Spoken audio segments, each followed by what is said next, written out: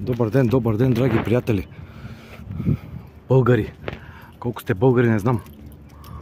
Но пак искам да попитам на този ден, не е ли срамно това нещо да стои тук, този жълто син парцал? Не е ли срамно? Или понеже за пари сте готови на всичко, не ви е срам? На Столична община. Може ли да стои това нещо тук? Той е парцал гнусен, грозен. Може ли да сме такива предатели? Аз не мога да разбера. Някой да обясни защо българите са такива лицемери и такива предатели. Аз мога да го обясня само с две думи. Ето, жълто-синия парцал още е тук. Европа ще ни вкара във война. Разберете от това всички.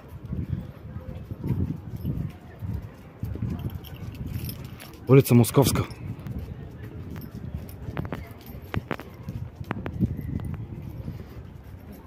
Европа ще ни хвърли във война. И то унищожителна за нея война. Опичайте си акъла, хора, драги българи. На този ден ви казвам, опичайте си акъла. Мислете с главите си. Нищо, че имате пари. Пак мислете с главите си. Защото те как имате пари, така и няма да имате пари в някакъв момент. Не се преснявайте. Урсулите има план за вас да ви ги вземе. Със все количките, със все всичко. Айде лек ден сега, приятели, драги.